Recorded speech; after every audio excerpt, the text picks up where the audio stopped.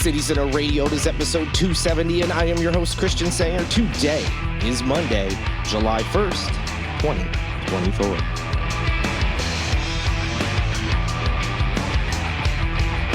In case the weather wasn't already making it clear that we are very much in the throes of summer in Charleston, today is officially July 1st. Yeah, it is flying by. Over half the year is gone already. And boy, has it been hot out. I mean, when's the last time we've been under 90 degrees? I mean, at least during the day. It may have dipped below that at night, but man, it's hot out there. I hope you've been staying cool and having fun and staying safe in whatever you are doing out there. Hope you had an amazing weekend as we start this new week, a new month. But in just a few days, we've got the July 4th celebrations. Lots of stuff will be going on around town as usual. So if you're looking for plans, go to holycitycenter.com/calendar, where you'll be able to see all sorts of events, whether related to Independence Day or not. And then also I have a roundup of July 4th related events. Most, of course, are taking place on July 4th itself, but there's a few beforehand, some after. That post should be, somewhere near the top of the website as we get closer to the day. I'll keep trying to push it up there. So if you're looking, you can just go to the main holycitycenter.com page and should be able to see that up there. Outside of the normal stuff that I won't bore you with, things have been quiet. Things have been good in Holy City Center land. But an exciting day on Sunday. Was my dad's birthday. Happy birthday, Dad. Thanks so much for listening to the podcast and being such a great dad. A big birthday for him. And I appreciate everything he's done in my 41 years here on this earth. And he's just been the best dad that I could have ever asked for. Anybody could ask for. You'd be lucky to have my dad as your dad. But I hope he had a great birthday. I did talk to him on the day, but still hope the rest of it went well and he enjoyed the celebration. So very happy to celebrate the big day with him, although from afar, but the family will be down here soon, which I'm very excited about. My parents are planning to visit during July this month right now. And then my brother and his family should be coming down at some point as well for a visit, and they'll overlap. So that's always fun when we have that overlap and, have my niece and nephew here along with my brother and sister-in-law. It's always fun to see the stuff they love about Charleston, the stuff they get excited about, what restaurants, like, oh, we're going to, such and such. I love that place. Or, how much fun they have at the beach. They're basically little fish out there in the water. So always fun to have them here in the summer where they're going from the pool to the beach, back to the pool. So excited for when they do come to visit. So enough about me. Let's get into the latest news. All right, we already have an update on the sweet Grass Vodka situation. You may remember in the last episode, I went into depth about the problems that business is going through.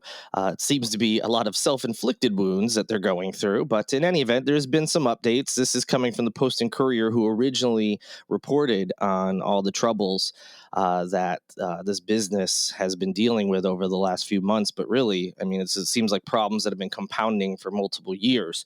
So the owner of that vodka company, I mentioned the Post and Courier, found some public records and saw that he had a house in Mount Pleasant that was worth over $1 million. Well, he ended up selling that house and lost a large chunk of the profits due to a court order. So Jared Swanger, which again, I know sounds like my last name, but is not, no relation. He bought this 2,300 square foot house in Mount Pleasant back in 2020. Just months after he had launched Sweet Grass Vodka. And he has since sold it, as I mentioned. I'll get into those details. There was a court order that's already been put in place. There's lawsuits in the works. There may be more. And those are leading to him having to lose some of his assets. And if he sells things for profit, like his house, he's losing some of that as well. So he officially sold his Snee Farm home for $1.7 million back on June 1st. That is when the deal actually closed anyway. A sales contract was actually signed in late April. This is according to court records that the Post and Courier got a hold of. Now, of that sale, more than $250,000, which was the bulk of Swanger's share of the profit from the sale, was handed over to the court as part of an agreement in a lawsuit that was brought by an investor by the name of Stephen McCord. Now, McCord's not the only investor. There have been multiple investors that say that this whole business was built on a series of falsehoods. You may remember that Swanger convinced those investors to give him millions of dollars, possibly overinflating the worth of the business. He also got actor Jeremy Renner to be the face of the brand. Renner has since cut ties with Sanger. He did Swanger. See, I mean, I said my last name earlier this year is when they cut ties. But people continue to sink money into this business. But they have since, as I mentioned, sued Swanger for failing to pay back nearly $750,000 in loans. He is also accused of owing Renner nearly $500,000. And he's also accused of owing employees as much as 5 weeks in back pay. So there is lots of accusations out there. There will be other lawsuits and there may be more fallout. But from this house sale specifically, some of that money went to just one investor. Now, an interesting side note, the agreement did allow Swanger's wife, whose name is Alicia, to keep half of the $680,000 in net proceeds. And that was due to a previous order made by a judge named Jennifer McCoy. This is because originally all proceeds from the sale were supposed to be seized, but there was an exception made thanks to a South Carolina law that allows Swanger to keep $73,700 from the sale. Now, that caveat protecting his wife was the main reason he agreed to the June 12th order. That's according to his lawyer, Ronald Jones Jr. They have said that Swanger's wife had nothing to do with the business, has nothing to do with the debts, of her husband.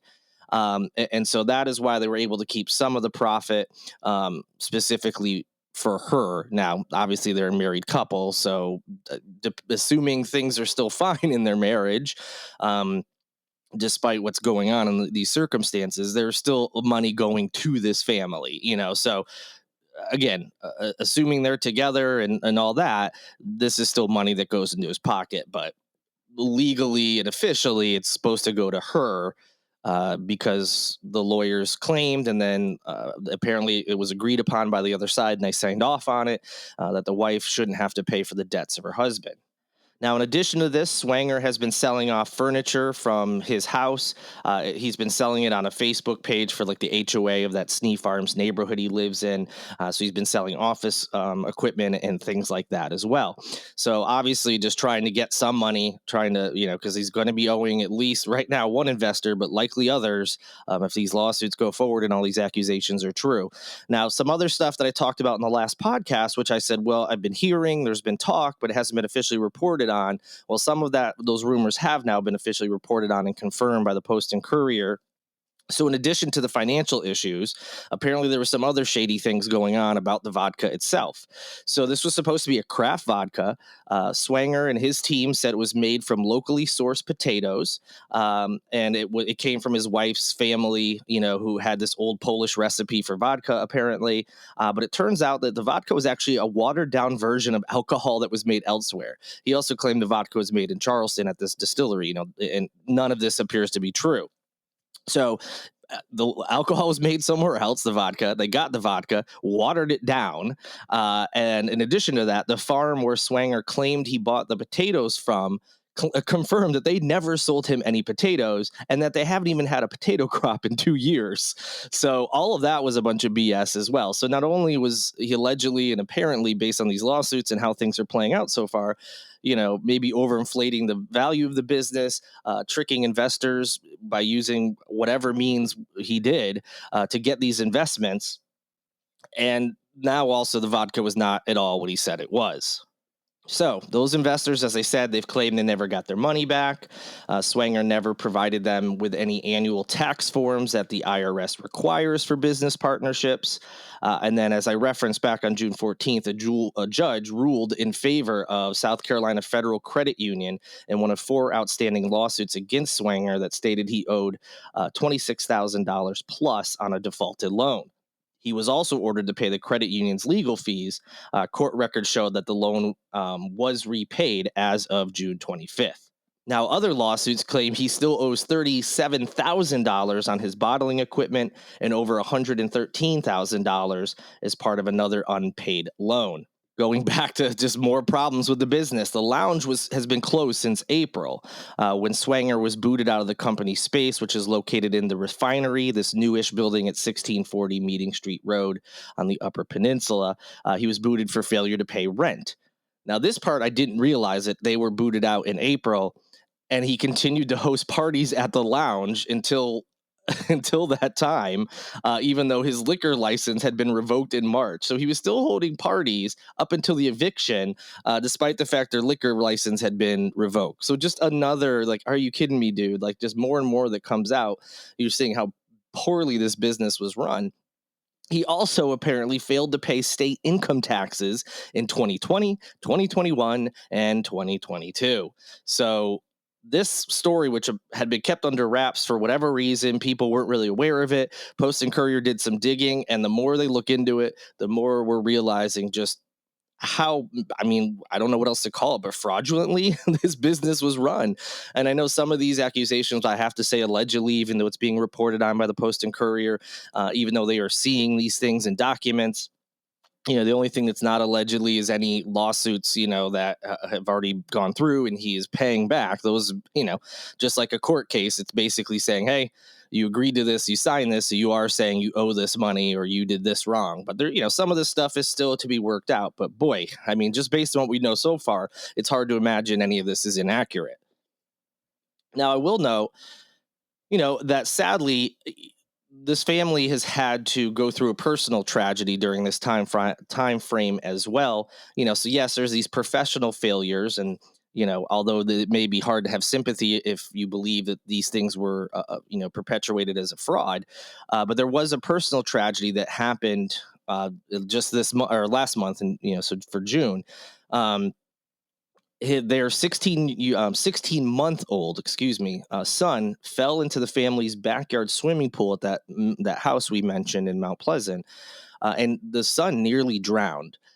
Thankfully, they were able to get the child out of the water and get them to the hospital, where, as of this recording, is still recovering.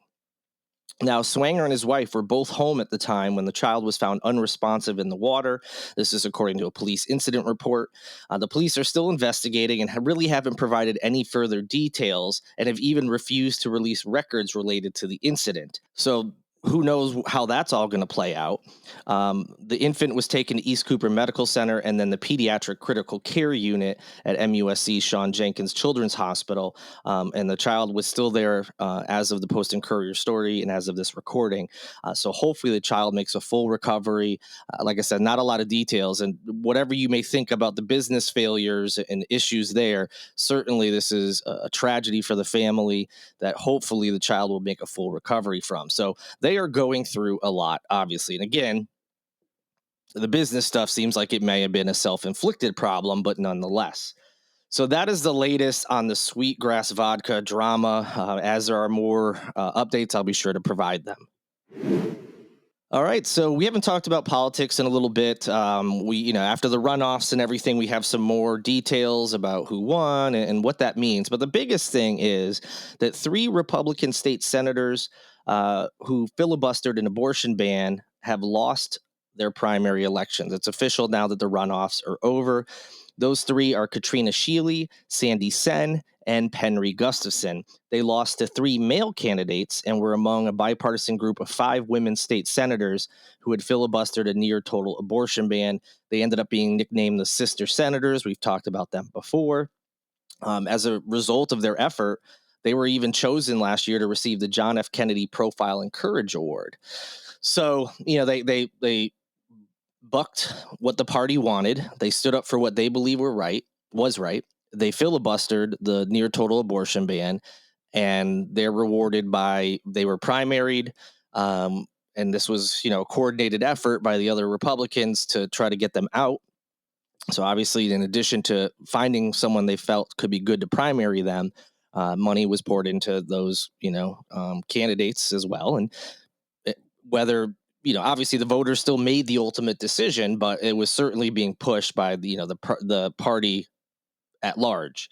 So, what does that mean besides the obvious that they're no longer serving and that they were replaced by anti-choice males instead? Well, it means that there are now no Republican women state senators in South Carolina. That's right. The Republican Party in South Carolina has no women serving in the state Senate now.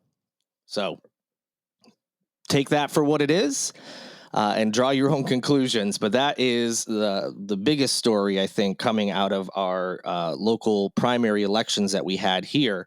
And some of those seats, I mean, it's all but guaranteed that those men are going to win against their Democratic challengers because that they live in red districts. So um, they'll be serving there, these anti-choice candidates, in all likelihood.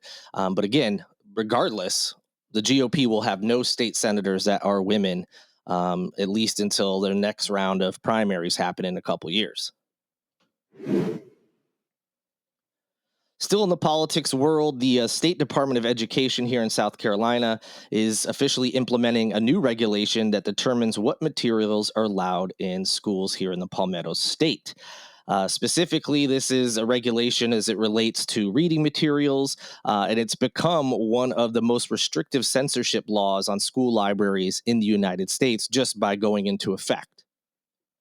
Now, critics of this say the language of the law, of this regulation, I should say, is intentionally vague, so it can be used to remove books from diverse voices and ones that have LGBTQ stories from schools, whereas the other side is using this whole, we're trying to prevent porn, quote unquote, from being in schools. Now, while all of us would likely agree that pornography should not be in school libraries, where we will differ is the down from there stuff that isn't actually pornography, and the fact again that the language is so vague could lead to things being banned that maybe really shouldn't be.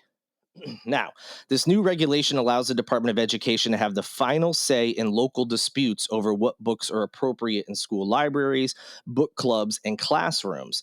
So, if a school is having an issue and someone files a complaint about something that's being offered in public school libraries, it's not that town or that school board that has the final say. It'll be the Department of Education, thereby taking the decision out of local communities, as each community may have its own standard or beliefs based on the people who live there.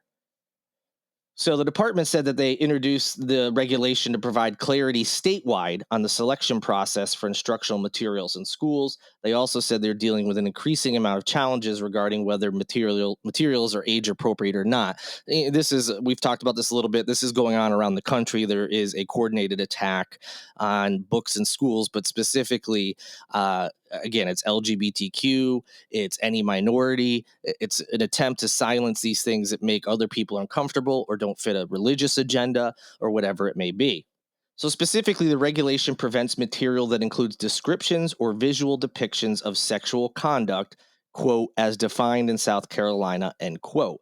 Now, as I mentioned, there's some pushback against this, specifically educators like Patrick Kelly, who was speaking to News 2 last week, saying that his concern is that the section of state law broadly defines sexual conduct as a simple description of sexual intercourse. Again, that was said by Patrick Kelly. He's a director of government affairs for the Palmetto Teachers Association. So, what his concern is, you could have a book that simply describes that act. And now it's being said that this is maybe age inappropriate, and it doesn't have to be a graphic description or explicit. It's just simply describing. So to clarify, he mentioned if it's just describing, that would mean books like the Bible, which describes sexual conduct, and the works of Shakespeare, which have been taught in schools for decades, longer than decades, generations. They also, some of those works describe sexual conduct. So, under this very vague law, if someone wanted to challenge it, it could fit that description. And yes, again, that includes the Bible. And he said that he doesn't think the vague language even stops just there. It's really vague on what is determined to be age appropriate. It's not nuanced, is what he said. It treats age appropriateness the same for, say, a 5-year-old as it does an 18-year-old, because it's the public schools and you run from a very young age to, by definition, an adult at the age of 18. And so, because that's also vague, and we're leaving it up to just this Department of Education, things that really shouldn't be banned in schools could be very easily. Now, do I think the Bible's going to be banned? Of course not, because of the people who are pushing these bans and who are going to be behind the decisions. Do I think they're going to ban Shakespeare? No, probably not. What are they going to ban? They're going to ban especially new-ish works that they are going to deem are age inappropriate because they're coming from diverse voices. Those are the types of things that are going to be affected by this law, or at least that's what it would appear is going to happen, because that seems to be the end goal in these bans that have been talked about on the national level. So, for your background, parents who have a complaint about a book can appeal a local board's action to the state board. So, if a parent says, I feel this book's inappropriate, this is the section why I think it is, it's against state law. If the local school board says, no, it doesn't fit the definition, we're going to keep that book, the parent can continue their fight by appealing to the state board. That's what this new regulation does. And now the state board will have the final say, which again seems ridiculous. But the state board is going to limit how many complaints a single person can make. So, I mean, whatever. There's still going to be, I'm sure there's still going to be books that shouldn't be banned that ultimately will be, despite that. It is good that they're going to limit that, the people, each complaint. But if they can get enough of their friends and they can find that list that's floating around that, people have been using over the last couple of years saying, oh, these books are inappropriate and this is why, that are being pushed by, different advocacy groups. If you get enough people, it's not going to matter. So that's where we're at right now. With it being July, it shouldn't be too much longer before we start hearing about some of the books being challenged, and we'll see how this all plays out. But I don't see it playing out so great. Now, an update on that Darius Rucker situation. The country music star, you may remember, was arrested in Tennessee. He appeared in a Tennessee courtroom this past Tuesday, and it was related to drug charges he was facing in Williamson County there. Rucker, of course, also, besides being a country star, is the lead singer of Hootie and the Blowfish. I'm sure you all know this. He was arrested back on February 1st. It was nearly a year after he was found with psychedelic drugs during a traffic stop in Franklin, Tennessee. So he was stopped. The drugs were tested. He was ultimately arrested on February 1st, and that's when we all found out about it. And I talked about it on a podcast shortly thereafter. So he was back in court. And some more details about the case came out. But before, nothing really groundbreaking, but in case you don't remember, the Franklin Police Department had an officer that said he pulled Rucker over for a traffic violation. This was filled out in a February 23rd, 2023 arrest. So it took a year for this to really go through. So in February of 2023, the officer pulled Rucker over for a traffic violation. When he was talking to Rucker, he said he smelled marijuana coming out of the singer's pickup truck. Police said that Rucker told him that he had smoked weed in the vehicle, but not that night, so the smell was just lingering. But officers then were able to search the car, and they found what were described as 14 unstamped grayish and purple pills, a THC pen, and some cannabis in the vehicle. So they found cannabis. They found a pen that's used to smoke THC, which is the psychoactive property in cannabis, for those who don't know, and then these pills. Rucker told police that his girlfriend had given him the items, and he did not know what the pills were, so blamed it on the girlfriend. But also, maybe you trust your girlfriend and everything, but if they're just handing you pills to take and not telling you what they are, don't take those pills. Assuming he's telling the truth there. But in any event, an arrest warrant was later signed after Tennessee Bureau of Investigation found that the pills tested positive, for psilocybin, which is a psychedelic and a controlled substance. It's usually when you think of psilocybin, it's what people take magic mushrooms for. That's the property. And so that's what's in these little pills, apparently. So now Rucker is facing charges that include simple possession, casual exchange, and violation of registration law. They are all misdemeanors. He was released from county jail on a $10,500 bond, and his court date has been rescheduled to September 10th. Of course, we'll provide an update when that happens. And lastly, let's have some good news, because all of that wasn't exactly fun stuff to talk about. Something that could have easily been a tragedy has become a good news story here. You may have already seen it, but a dog that went missing after a boat crash a couple weekends ago was safely reunited with his owner. Such good news that happened last week. Rocky, who is a 1-year-old golden retriever, was thrown overboard after his owners got into a boat wreck near Dolphin Cove Marina. That happened around 8:30 p.m. last Sunday. Now, owners said he was wearing a life vest at the time, so that was good news that if the dog did go overboard, they would have that vest. If they were swimming around and got tired, they would still be able to float. So we were hopeful that this dog would be found, but you just never know when it comes to the ocean, of course. So news of Rocky's disappearance quickly spread on social media. That's why I said most of you probably already are familiar with the story, at least in some capacity, and it prompted a community-wide search. Thankfully, it all ended last Tuesday morning when a West Ashley family saw Rocky chasing a raccoon in their backyard. I just love that description. Like, of course, his dog was out in the water, lost its owners, and he's doing okay. He's just chasing a raccoon around in someone's yard. And they recognized him as the missing animal. And eventually they were reunited with their owners. As far as the dog's condition, he was a little muddy and had a swollen ankle when he was found, but did not suffer any serious injuries. So amazing news. He goes missing on a Sunday, isn't found until Tuesday, so a handful of days just out there running around, and he survived and is doing okay. As for the family, in case you're wondering, they are all okay as well from that boat accident. The husband in that family was injured, but is recovering. That is according to his wife, who shared that news with News 2. So very good news of something that could have been a very sad tragedy. All the humans are okay, and Rocky, the 1-year-old golden retriever, is okay and back with his family. That'll do it for this edition of Holy City Center Radio. I know it was a little bit longer than normal, but hey, we didn't have an episode on Friday, right? I had a lot of news to catch you up on. I hope you enjoyed it. Thanks for listening. Big thank you to Lindsay Marie Collins with LMC Soundsystem for producing this and every single episode of Holy City Center Radio. And also a big thank you to Tyler Boone, whose music you hear in each and every show. I will be back with you on Wednesday. Stay cool out there. Should just keep being hot days for, well, basically for several more months now, as it is normally how it goes here in Charleston in the summer. So stay cool, stay safe, have fun. I'll be back with you on Wednesday. But until then, good night and good luck.